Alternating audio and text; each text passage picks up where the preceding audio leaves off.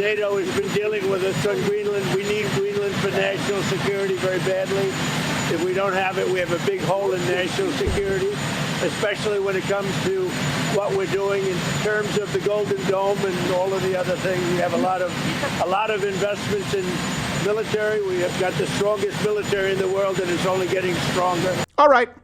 If choosing between Europe or the United States, I'll go Team United States. Greenland, Europe, what's going on right now? Here's kind of where we are. Europe, you don't get to have a say until you start doing your part. Okay? And now people are talking about decorum and what we should do in international law. No, 2/3 of all NATO spending is the United States. And keep in mind, we have an entire ocean. We're on another continent than almost all of the other nations. Just you guys forgot. Yeah. Before the war in Ukraine, only 5 out of 32 countries in NATO hit their contractual obligation of 2% spending, right, in comparison to their GDP on military. It was U.S., obviously, Poland, Greece, Estonia, Latvia. Think about that for a second. Why was Russia even worried? Yeah. Yeah, no kidding.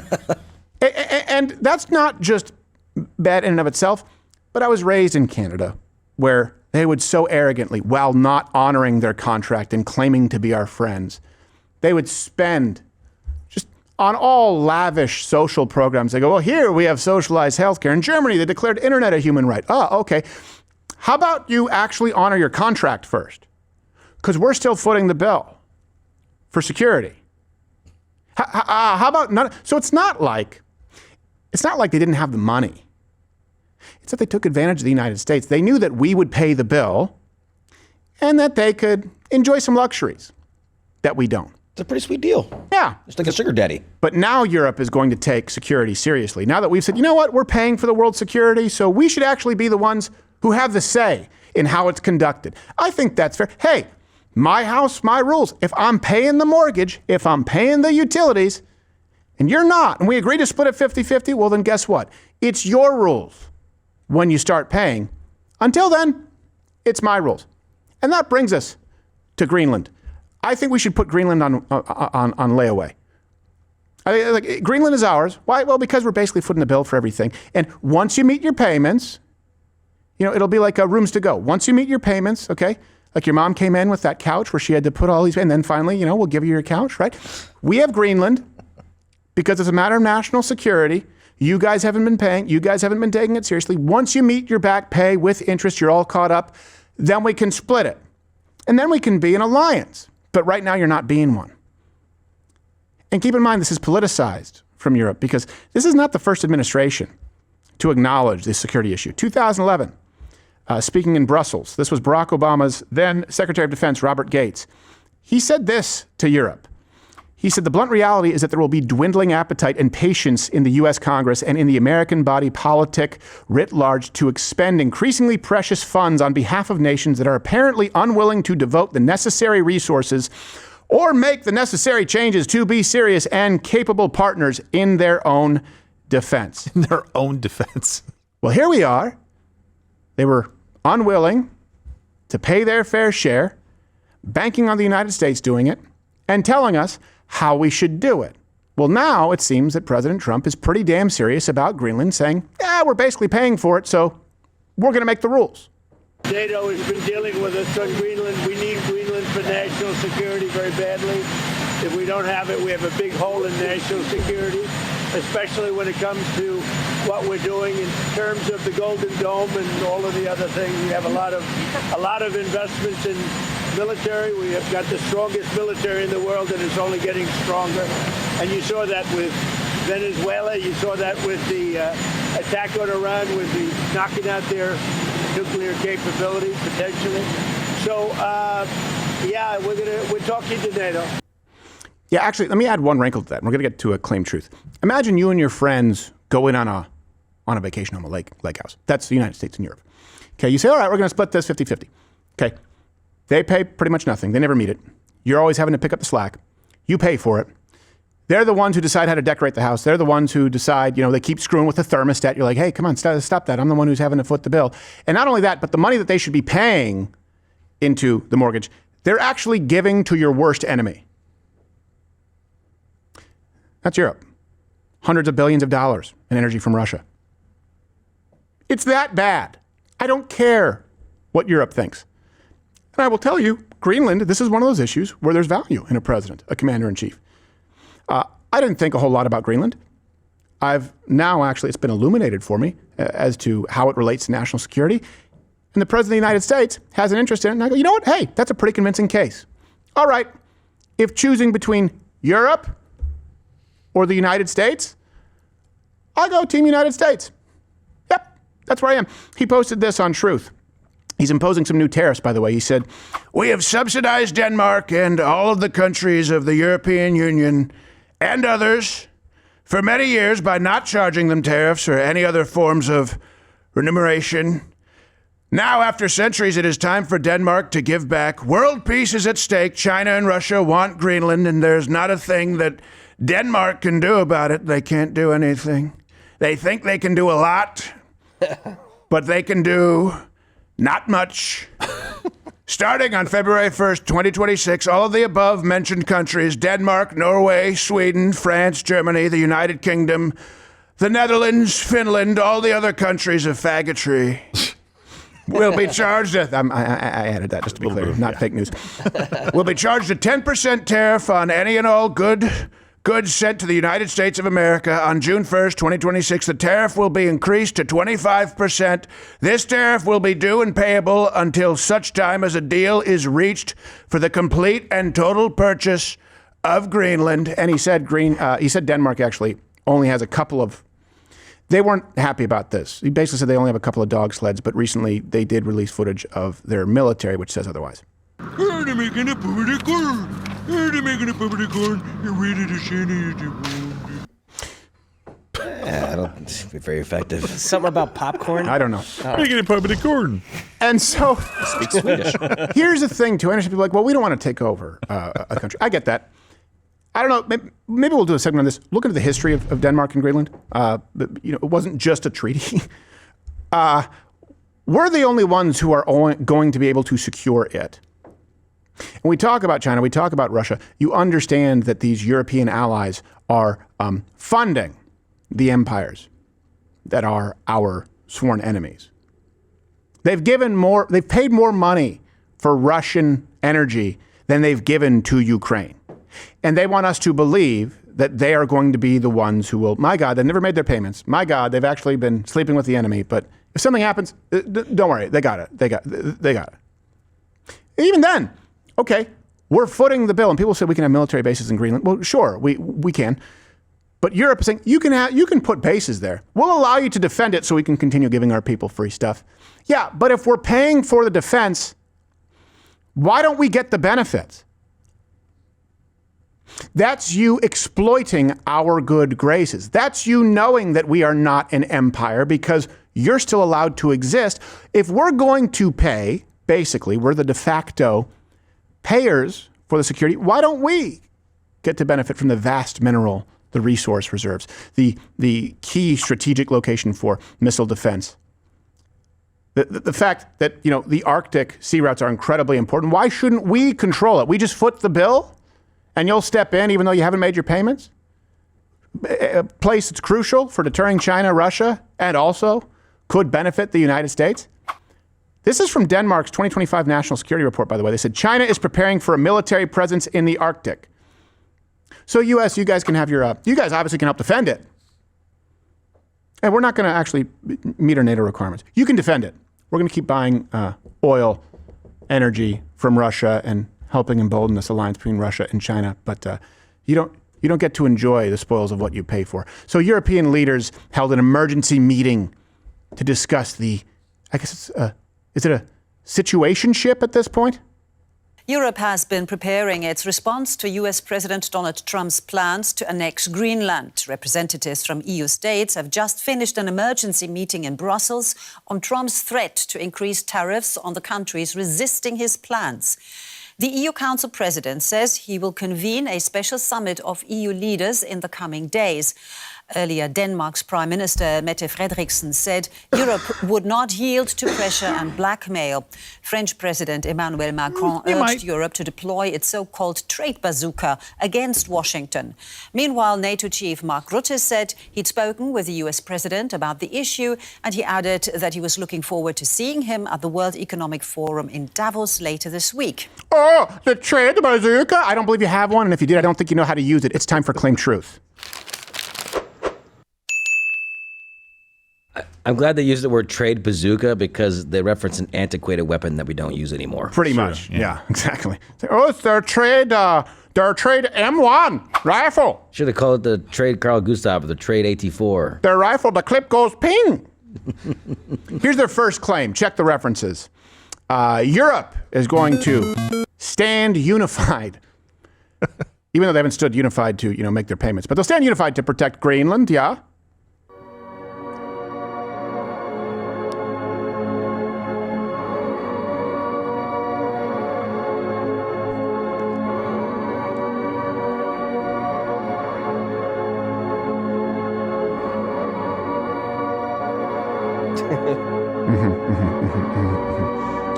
Yeah, here's the truth. They won't. They'll kneel whenever asked by someone more powerful than them. And that's really, and we're just asking that. Actually, the United States is not demanding that you kneel. We're just actually demanding that you start honoring your agreements. How about that? Because they've been kneeling, just to be clear, to Russia. So here's how I can prove to you that Europe is all talk. Since the start of the Ukraine war, Europe, people who've talked tough, right? The United States, Donald Trump is Putin's lackey. Yeah, do you know how I think you actually are more beholden to Vladimir Putin? And when I say you, I mean Europe collectively, all of you sodomites. You've spent $200 billion on Russian energy, more than you've given to Ukraine. Russia has made more than 883 billion euros in revenue from fossil fuel exports since the start of the war, despite Western sanctions. That's 3 times more than the amount Ukraine has received in aid allocated by its allies. And according to data from the Center for Research on Energy and Clean Air, roughly 209 billion of that amount comes from EU member states. Until Ukraine cut the transit in January, the bloc continued importing pipeline gas from Russia, while Russian crude oil is still piped to Hungary and Slovakia today. Well, Yep. They apparently still spend over $1 billion a month. Whoops. With friends like you, who needs faggots? Next claim that you'll hear on this issue. Those two phrases weren't related. They were just two separate thoughts. Next claim, I don't know who believe this, that Europe will dominate the United States militarily. Really? Denmark has just sent in the Arctic Special Forces. Oh, they got no. Shiesties, they got camo, they got ghillie suits, they got big ass dumpers. Yeah, and they're if I about to can't walk tell up here. if it's your military or you're going whale watching. I'm shaking right now. Why is he because I'm so commenting on their nervous asses? being an American. Ships keep coming. We got the special forces here unloading their weapons. There's a troop buildup. We've been saying it all along. Hello, brothers. How you doing? What regiment? What regiment are you with? These guys here are like full-on night vision glasses, silencers, SEAL Team 6, Special Forces kind of shit. And we're going, well, what's happening? And every time we ask the question, no one will give us any answers. And these guys wouldn't even give us their regiment. Something smells fishy. Something smells fishy in Greenland. Yeah, I bet you they showed up and said, "Are you the guys from the American chopper? Love the show. Yeah. Why are your handlebars so high?" Here's the truth. Ha, ha, ha, ha, ha, ha. 2/3 of NATO defense spending, it comes from the United States. 2/3 of it. Now, that's pretty bad, right? Because they say they're going to dominate us militarily. It's like, yeah, but what about the remaining third? Well, here's what's interesting, is that 2/3 of the portion of the arms that the rest of NATO buys is from the United States. Oh. So we actually foot the bill for 2/3, and then 2/3 of their defense is actually buying our tools, our weapons. So you shut off 2/3 of the overall spending, and then you shut off 2/3 of what they need to build up their military. Yeah, I don't think we're all that concerned. Just to be clear, Europe. Bad at fractions. And then this weekend, they did send some troops. I'm going to give you the numbers in a second. Troops to Greenland as a show of force, just to remind you, you don't call it a comeback. But apart from them, what you have is the arrival now of troops and vessels from other European NATO allies, including the UK, Germany, and France. Now, they say they're coming here as part of a regular exercise, but the speed at which they've arrived absolutely coincides with Donald Trump's loud insistence that he wants Greenland for the United States, and he hasn't ruled out taking it by force. Its European allies in NATO are supporting it over Greenland. The hope is that all of their presence here will make it a lot more awkward for Donald Trump to take this island by force, if that's what he chooses to do, though it would be hard to stop him. Though it might be, because as a show of force, to remind him what a show of force it is, France has sent 15 Italians? troops. Oh. Germany has sent 13. There's 28. Sweden sent 3. 31 now. Norway, 2. 33. Finland, 2. UK, 1. Netherlands, 1. Our numbers will drown out a fraction of the parking lot. And I read this, I was like, I don't want to question research, guys, because I know this stuff but did you forget to carry a 1 or something? Guys, you copy? No, Stephen, those are the correct numbers. Those are the correct numbers. The most of which is France sending 15. That's a lot of rental cars. No, hold on. This is really funny. She's like, the speed at their deployment of half of one plane.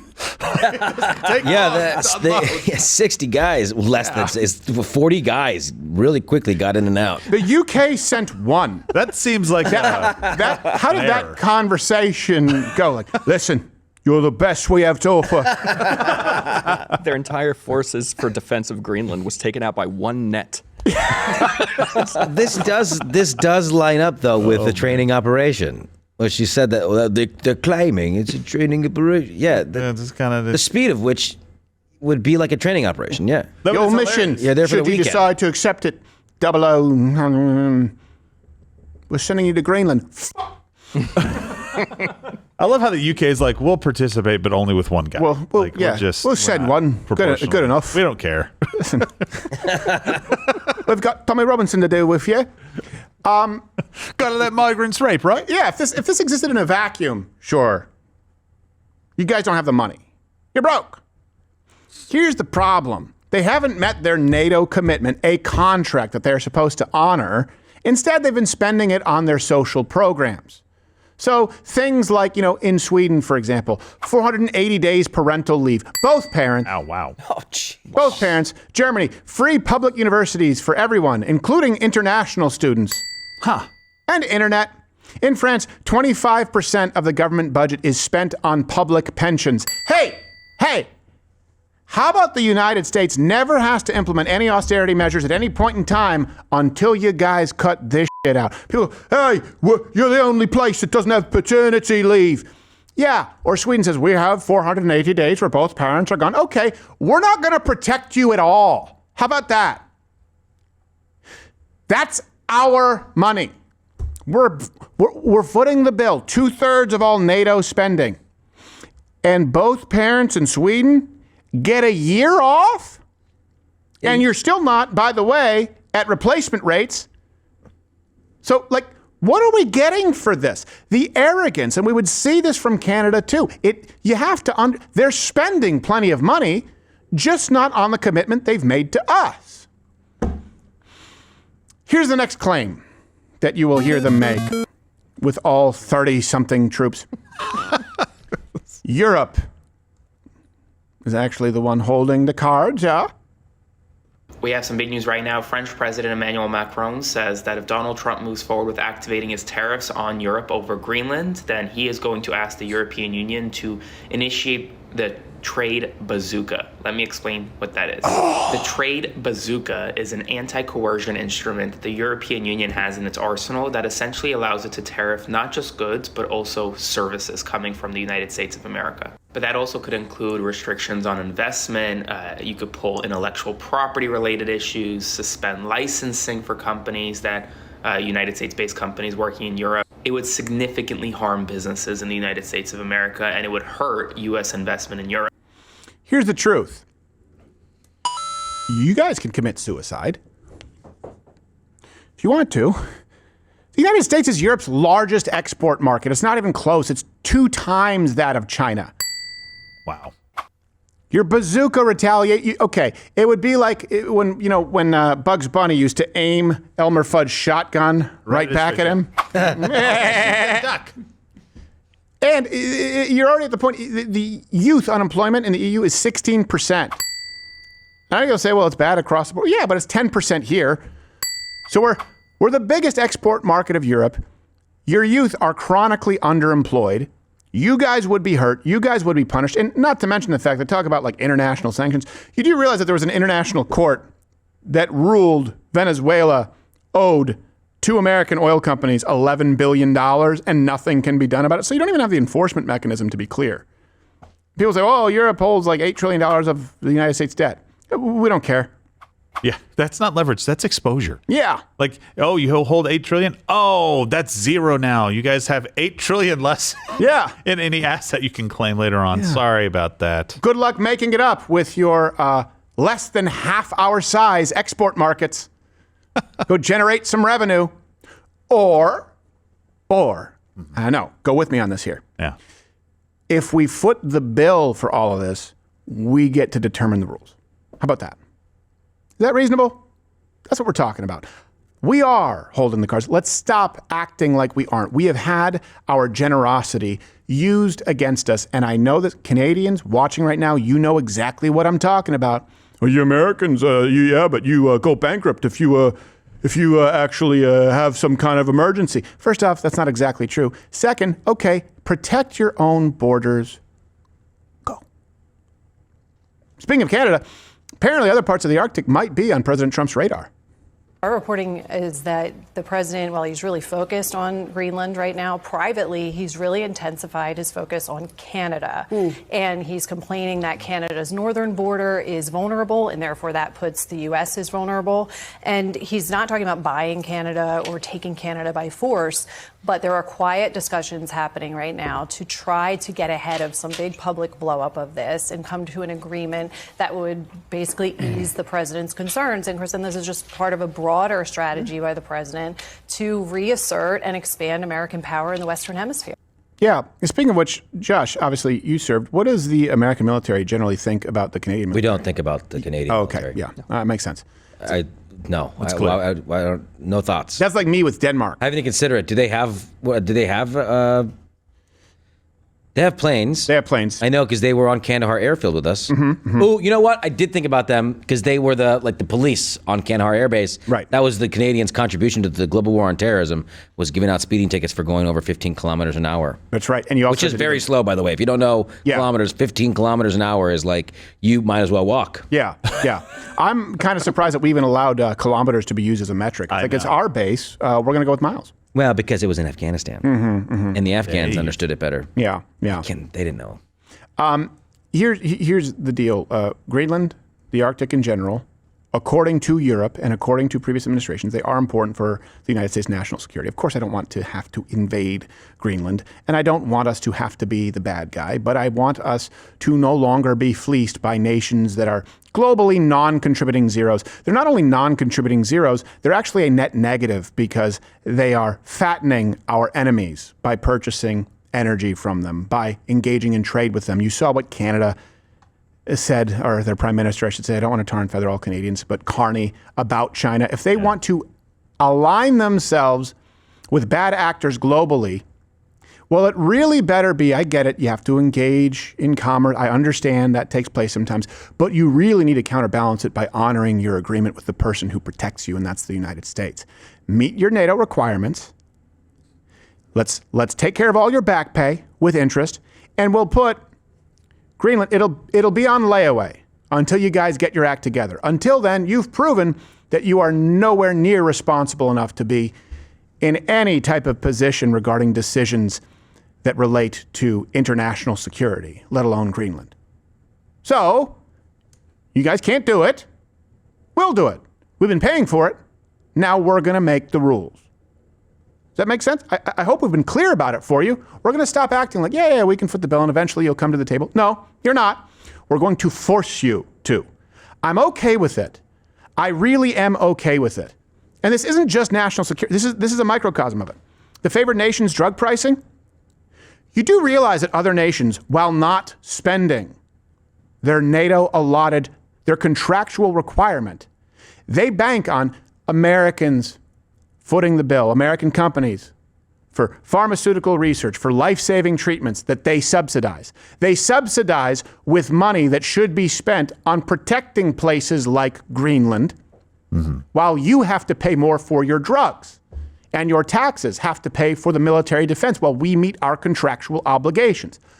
It's always surprising to me that for a lot of socialist-leaning nations talking about fair share, they have no semblance of paying their fair share globally and are fine with you, the American worker, the American taxpayer, footing the bill for all of it.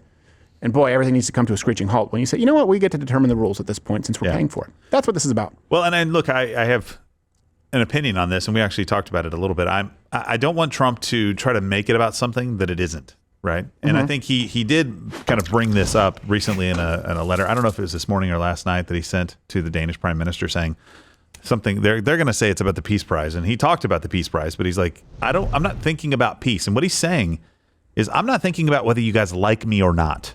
Right. At all. I don't care if you're irrelevant, Europe. Right now, you're just a thorn in our side. You could be a partner for peace around the world and a stabilizing force. That'd be great, but you're not. You're run mostly by the liberal, like socialist-like countries that are the ones coming against us right now. I just wish we would be a little bit more direct and say, listen, we need it. We're buying it. You're welcome.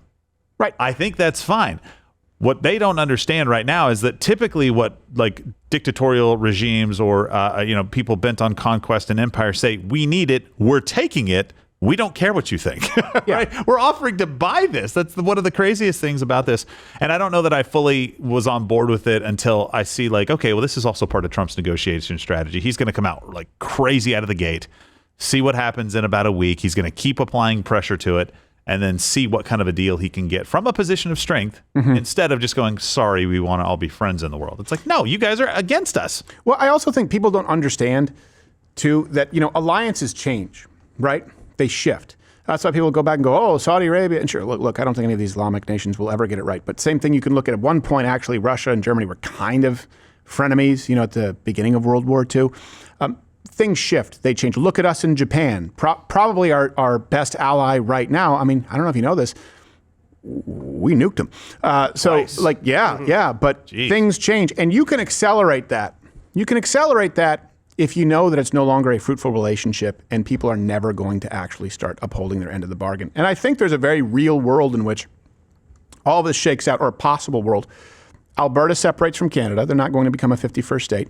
But Alberta separates. They become a very, very strong ally to the United States, not only as it relates to energy, but there's a lot that we could do with Alberta. Let's say there's a parallel universe. Okay, now we have Venezuela, our oil companies who pay for the infrastructure, right? We have cheaper, more stable access to energy. You've opened up Alberta. You've opened up Venezuela. And then Cuba, at some point in time, we can smack them around a little bit, let people maybe determine their own destiny going forward. And that can be opened up where they're an ally of the United States, and that would be a valuable partner as well. And strategically, China and Russia, they no longer have that unholy alliance. And the United States, okay, great. Carney, you want to do that? You want to be a buddy of China? Well, we've got Canada. Now we have Greenland. And Cuba, we're going to make sure that we take care of that. So you guys now have some decisions to make. We just changed the map of alliances because it's no longer working for us. It's not us, it's you. Doesn't mean it's the ideal, but what we're doing right now, it really doesn't sit well with me. And I was raised in Canada, and I was sent to a provincial level speaking competition because you had to do a persuasive oral in class. Yeah. And mine was about how Canadians need to shut up and say thank you to the United States. I was in the 8th grade because I had to constantly be bombarded with anti-American sentiment all the time. And these kids had no idea what their country looks like in any other era of human history. And they're arrogant about it. And you don't want people in places like Canada, places like Europe, to live in a delusion until they get slapped in the face, which is kind of what we saw with World War II, right? A guy like Churchill is, this guy is difficult. They send him off on some campaign and they go, oh my gosh, we really thought we were fine. We were past this. Chamberlain's not working out. We need to bring these people back. And they were ill prepared. You don't want Europe to live in a fantasy world and in a delusion until reality slaps them in the face. It's better for them to get spanked into reality lovingly by someone who cares than by someone who actually wants to conquer them. Yeah. Because in the realm of human history, we're not that old of a nation. We're just unbelievably powerful and benevolent. This needs to change. And I've been saying this since I was 13 years old, raised around a bunch of entitled Canadian pricks. What are the Danish doing with Greenland? I mean, not a lot. What is Denmark? I heard there was a cash offer. There was some kind of offer to buy it. You know, Trump does go extreme in his negotiation tactics, so I get it. Maybe they're just going to hold off and wait for something better. But what are they doing with it that they're holding on so dearly to it? I don't. They don't have a mass population there. No. There's an Inuit population. Yeah. It's not like we're some evils like superpower. Like it tells me maybe they're not all that concerned about China and Russia. That's what it tells me. It's like we don't really want to piss them. You guys weren't willing to go to war or even give enough funding, right? NATO nations for Ukraine, even though you screamed and hollered about what the United States needed to do. You weren't willing to actually put boots in but you would against the United States? Okay. Yeah. That's clarifying. Yeah, it definitely. No, they have to talk tough. They have to say those things. Yeah. Everyone knows that. No one in these actual conversations thinks there's going to be a troop on troop. No.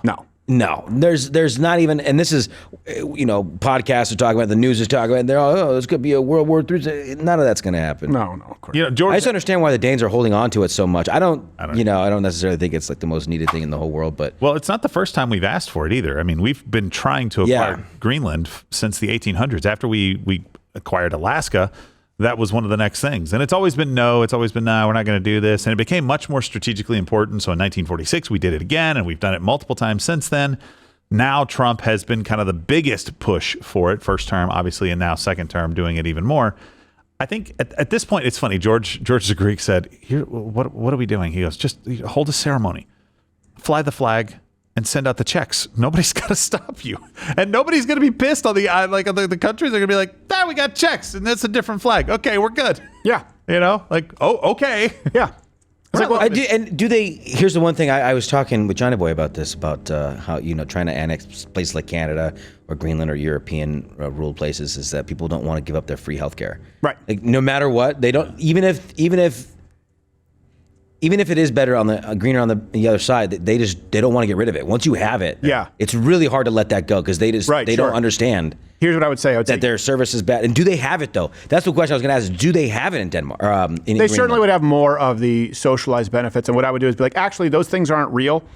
You guys have them because we foot the bill for defense. So those actually aren't real. As a matter of fact, that's actually just going away until all of these other nations meet their NATO spending and their back pay anyway, because they actually can't afford any of that. They can afford zero luxuries, zero welfare, zero social security, zero paternity, maternity leave for you. None of that can be afforded, and we're not going to allow it where we choose to not allow it until they meet their spending requirements. I hope you guys understand, because we've been paying for it.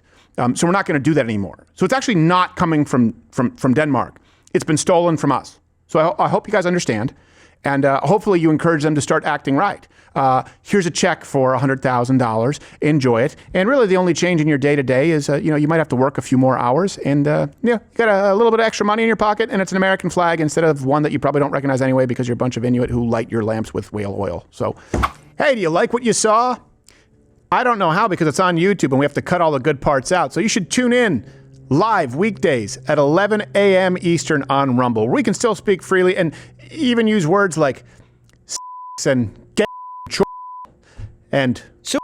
Whoa, you've been here this whole time? Yeah. It's not good.